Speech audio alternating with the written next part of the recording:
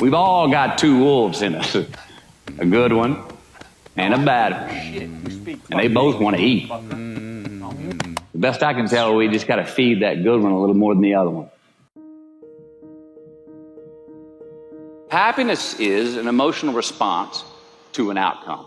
If I win, I will be happy. If I don't, I won't. It's an if-then, cause and effect, quid pro quo standard that we cannot sustain because we immediately raise it every time we attain it. You see, happiness demands a certain outcome. It is result reliant.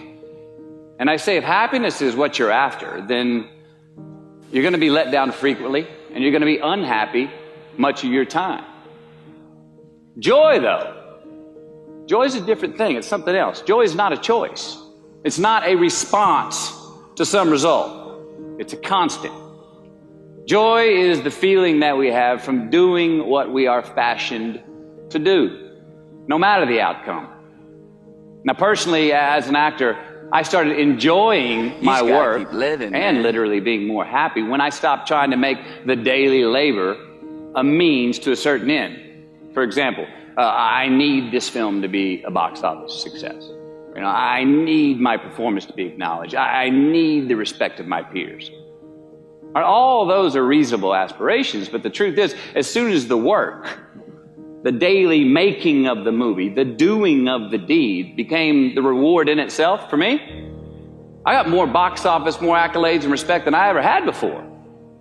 See, joy is always in process. It's under construction. It is in constant approach, alive and well in the doing of what we're fashioned to do and enjoying it. Now, the easiest way to dissect success is through gratitude. Giving thanks for that which we do have, for what is working. Appreciating the simple things we sometimes take for granted. We give thanks for these things, and that gratitude reciprocates, creating more to be thankful for. It's really simple, and it works. Now, I'm not saying be in denial of your failures. No, we can learn from them too, but only if we look at them constructively, as a means to reveal what we are good at, what we can get better at, what we do succeed at. All right, life's a verb. We try our best, we don't always do our best. And since we are the architects of our own lives, let's study the habits, the practices, the routines that we have that lead to and feed our success, our joy, our honest pain, our laughter, our earned tears. Let's dissect that and give thanks for those things. And when we do that, guess what happens? We get better at them, and we have more to dissect. It's a get-rich-quick on the internet, richest 15 minutes of fame world that we live in, and we see it every day. But we all want to succeed, right? So the question that we got to ask ourselves is what success is to us, what success is to you. Is it more money? That's fine. I got nothing against money. Maybe it's a healthy family. Maybe it's a happy marriage. Maybe it's to help others, to be famous, to be spiritually sound, to leave the world a little bit better place than you found it. Continue to ask yourself that question. Now, your answer may change over time, and that's fine. But do yourself this favor. Whatever your answer is, don't choose anything that will jeopardize your soul. Prioritize who you are, who you want to be, and don't spend time with anything that antagonizes your character. Don't drink the Kool-Aid, man. It tastes sweet, but you will get cavities tomorrow. All right? Life is not a popularity contest.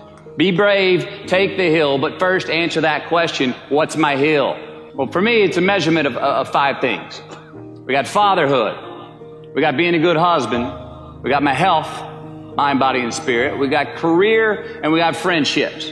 These are what's important to me in my life right now. Because I want to keep all 5 in healthy shape. And I know that if I don't take care of them, if I don't keep up maintenance on them, one of them is going to get weak, man. It's going to dip too deep into the debit section. It's going to go bankrupt. It's going to get sick, die even. So first, we have to define success for ourselves. And then we have to put in the work to maintain it. Take that daily tally. Tend our garden. Keep the things that are important to us in good shape. Defining ourselves by what we are not is the first step that leads us to really knowing who we are. You know that group of friends that you hang out with that they really might not bring out the best in you? You know, they gossip too much, or they're kind of shady. They really aren't going to be there for you in a pinch. Or how about that bar that we keep going to that we always seem to have the worst hangover from? Or that computer screen, right? That computer screen that keeps giving us an excuse not to get out of the house and engage with the world and get some real human interaction. Or how about that food that we keep eating, the stuff that tastes so good going down, it makes us feel like crap the next week, when we feel lethargic and we keep putting on weight?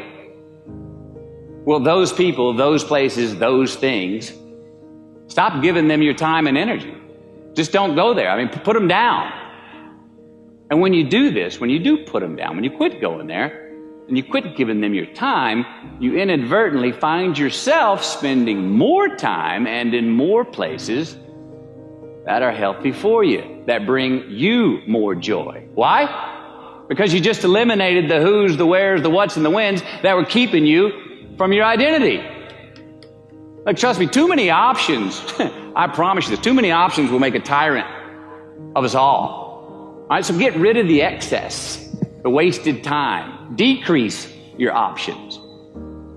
If you do this, you will have accidentally, almost innocently, put in front of you what is important to you by process of elimination. Knowing who we are is hard. It's hard. So give yourself a break.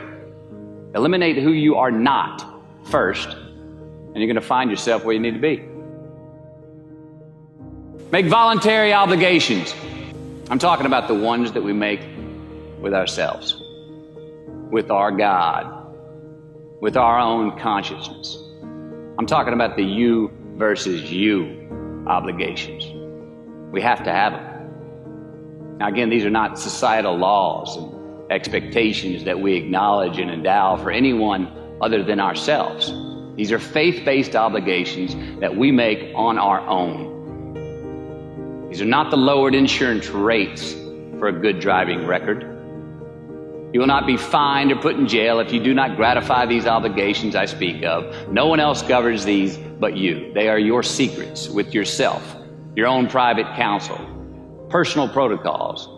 And while nobody throws you a party when you abide by them, no one's going to arrest you when you break them either, except yourself. An honest man's pillow is his peace of mind.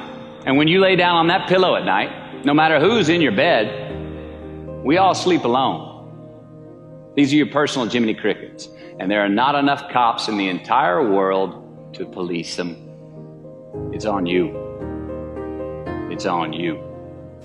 We do our best when our destinations are beyond the measurement, when our reach continually exceeds our grasp, and when we have immortal finish lines. And when we do this, the race is never over. The journey has no port. The adventure never ends because we are always on the way. So do this, and let somebody else come up and tap you on the shoulder and say, hey, you scored. Let them run up and tap you on the shoulder and say, man, you won. Let them come tell you, you can go home now. Let them say, I love you too. Let them say, thank you.